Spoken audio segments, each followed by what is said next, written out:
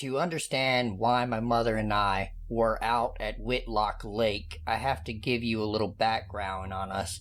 My mother and I run a wreath business in a quiet northern Michigan town. Violent crimes are virtually non-existent. It was fall around this time of year. The forests in Michigan become rich with color. This day was full of warmth and color. Instead of buying pine cones for decorating wreaths, we decided to go foraging for them in our local woods. I knew about Whitlock Lake from my high school days. Some of my friends and I went out there a couple of times to party. It's a small camping area with about 3 sites. This lake is connected to another bigger lake a few miles down the road.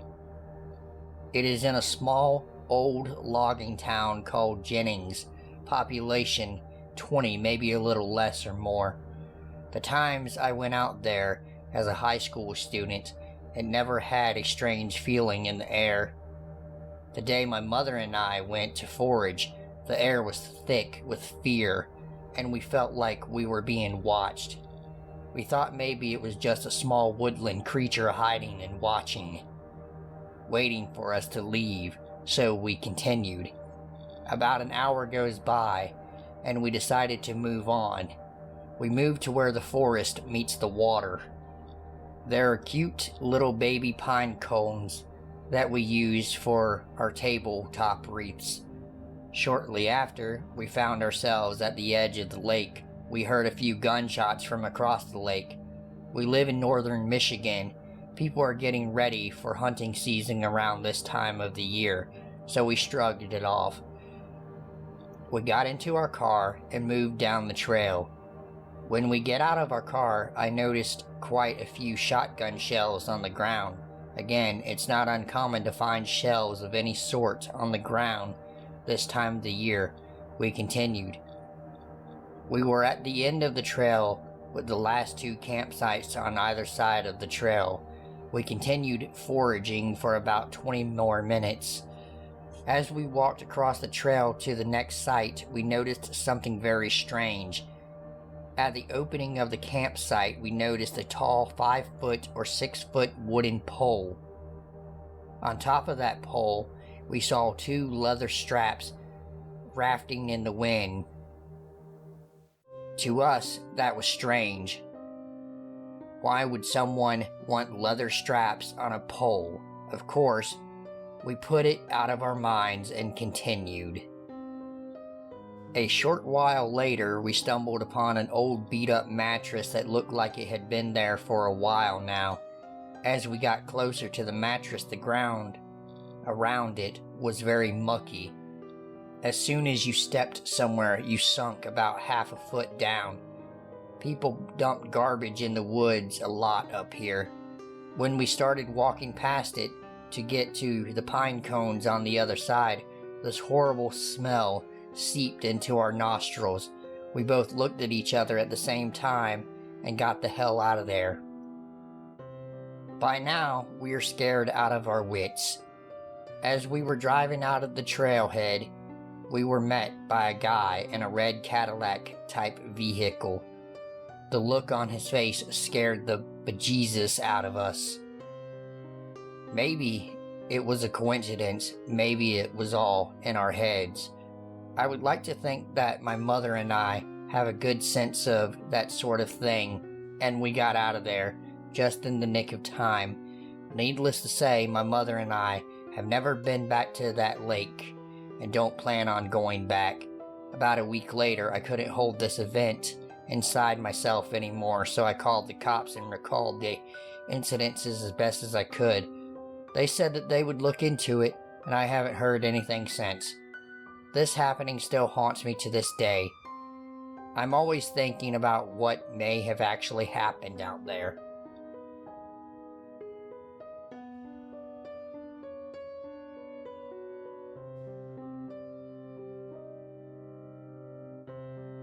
In November 1940, a Betz was appointed to the German embassy in Paris and occupied France at the age of 37, a post he held until July 1944.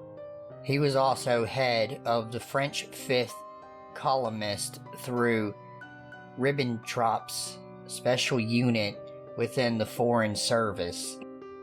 He advised the German military administration in Paris and was responsible for dealings with the French government now based in Vichy.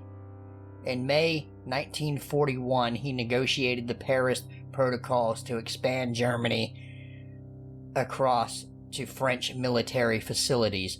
Otto Betz was one of the few German functionaries who admired and respected von Ribbentrop.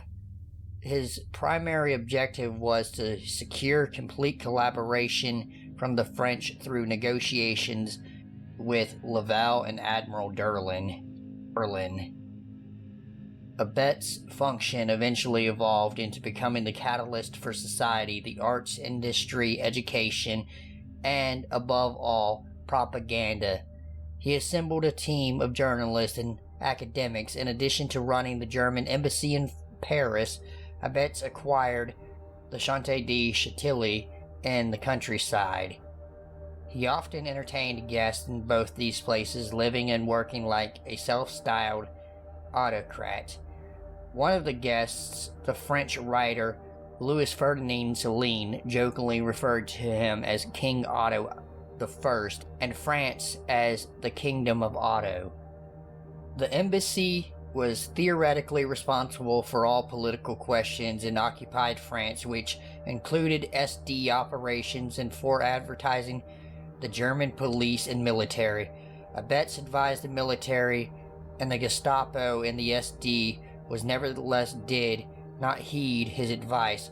As the official representative of the German government with the honorary rank of SS Colonel, he sought to seize the initiative as much as possible. In 1940, he created the German Institute to be headed by Karl Epting, which was intended to improve French government relations by offering a taste of German culture to the French people. 30,000 people signed up for the Institute's German League courses, but far more popular were the concerts, which featured Germany's best musicians, including Herbert von Karajan and the Berlin Philharmonic Orchestra. Following the occupation of all France on November 11, 1942, von Ribbentrop's influence became minimal as all of France was run by German military authorities in conjunction with military police. An NSDAP Reich Commissioner of Belgium, northern France held sway in several northern departments.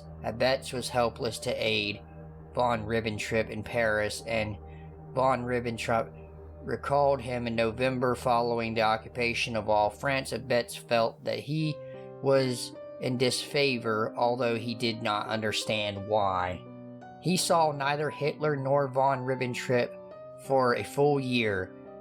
He was consulted only once on the formation of the French volunteer weapons SS unit Charlemagne. In his memoirs, Betz assumed that he was considered too fanciful, and that his constant warnings about the loss of the French fleet and the loss of the French North African colonies were a thorn in the side of von Ribbentrop, particularly now that they had turned out to be correct.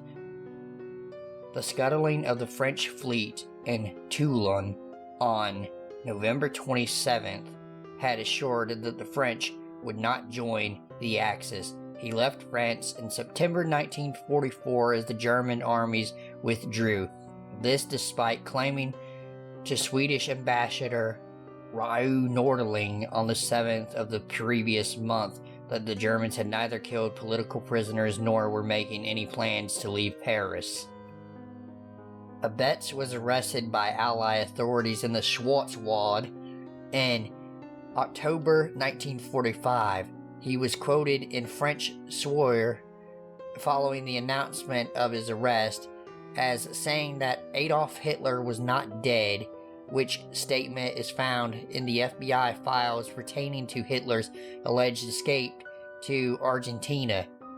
In July 1949, a French court sentenced Abez to 20 years imprisonment for crimes against humanity, particularly his role in arranging the deportation of French Jews from Nazi internment camps to extermination camps. He was released on April 17, 1954 from prison. He died on May 5, 1958 in an auto accident on the Cologne-Rue Autobahn near Langenfeld.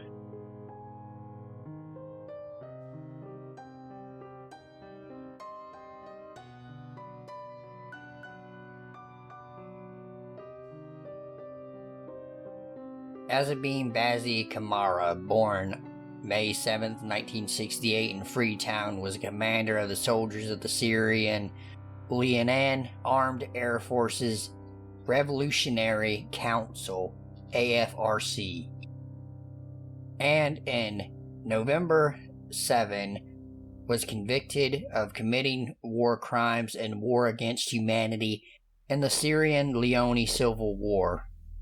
Kamara was born in the neighborhood of Wilberforce in the west end of Freetown. In 1998, Kamara was invited by Johnny Paul Korama to join the AFRC Supreme Council. In this captivity, Kamara was a commander of the AFRC and Revolutionary United Front forces that attacked civilians in the northeast and center of Syrian Leone in 1998 and Freetown in January 1999. Kamara was indicted on March 7, 2003, was arrested on May 29, 2003, and his trial before the Special Court for Syria, Leone, began on March 7, 2005. He was tried with Alex Tamabrima and Santaji Barbacanu. Kamara was found guilty of crimes against humanity and war crimes on June 20, 2007, including counts of murder, rape, forced labor, and the use of child soldiers. He and his Confederate convictions were the first convictions for the Special Court of Syria, Leone, and were also the first time anyone had been convicted of the international crime of using child soldiers. On July 19, 2007, Kamara was sentenced to 49 years imprisonment. He is serving his sentence in Mapanga Prison in Rwanda.